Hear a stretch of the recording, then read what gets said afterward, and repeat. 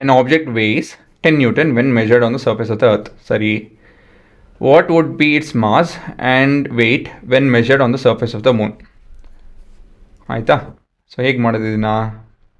ಮೊದಲಿದಾಗ given ಬರೆಯೋಣ. ಏನು ಕೊಟ್ಟಿದ್ದಾರೆ ನಮಗೆ weight of the object on the surface of the earth which is equal to 10 newton ಅಂತ ಹೇಳಿ ಕೊಟ್ಟಿದ್ದಾರೆ. ಸರಿನಾ? ಏನು ಕಂಡುಹಿಡಿಯೋದಕ್ಕೆ ಹೇಳ್ತಾರೆ? Mass of the object on moon ಎಷ್ಟು ಅಂತ ಹೇಳಿ, ಮತ್ತು mass weight of the object on the surface of the moon ಎಷ್ಟು ಅಂತ ಹೇಳಿ ಕೇಳ್ತಾ ಇದ್ದಾರೆ. ಹೌದೋ ಅಲ್ವೋ? ಹಾಂ, ಹೇಗೆ ಮಾಡೋದು ಇದನ್ನು? ಮೊದಲೇದಾಗಿ object in mass ಕಂಡುಹಿಡಿಬೇಕಾಗುತ್ತೆ.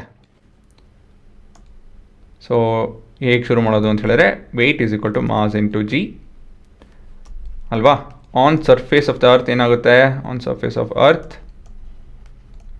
The weight is 10, mass is unknown, acceleration due to gravity is 10. So mass is 1 kg. ಮತ್ತು ಮುಂದೆ mass on moon. Mass on moon ಎಷ್ಟಿರುತ್ತೆ? ಅಲ್ಲೂ ಕೂಡ 1 kg.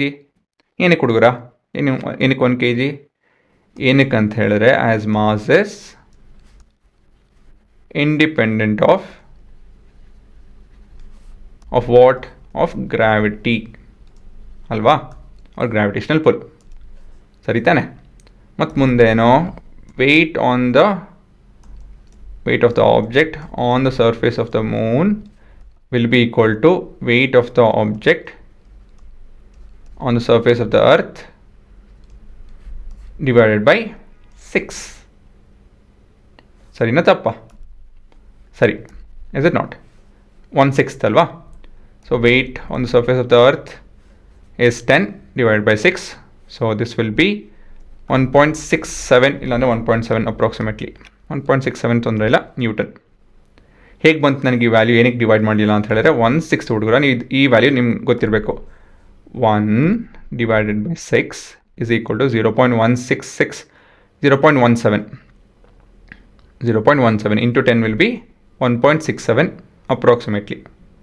ಆಯಿತಾ? ಈ ವ್ಯಾಲ್ಯೂ ನಿಮ್ಗೆ ಗೊತ್ತಿರಬೇಕು, 0.166 ನೆವರ್ ಎಂಡಿಂಗ್. ಸರಿನಾ? ಈ ಥರ ವ್ಯಾಲ್ಯೂಸ್ ಎಲ್ಲ ಗೊತ್ತಿರಬೇಕು. 1/3 ಗೊತ್ತಿರಬೇಕು. ಇದೆಲ್ಲ ಮಸ್ಟ್ ನೋ ಸೆಕ್ಷನಲ್ಲಿ ಇಟ್ಟಿದ್ದೀನಿ. ಆಯಿತಾ? ಇವೆಲ್ಲ ವ್ಯಾಲ್ಯೂಸು ಈ ಥರದ್ದೆಲ್ಲ ಮಸ್ಟ್ ನೋ ಸೆಕ್ಷನಲ್ಲಿ ಬೇಸಿಕ್ಸಲ್ಲಿ ಇಟ್ಟಿದ್ದೀನಿ. So there you have to go and memorize stuff. ಆಯಿತಾ? ಇದೇ ನಿಮ್ಮ ಉತ್ತರ.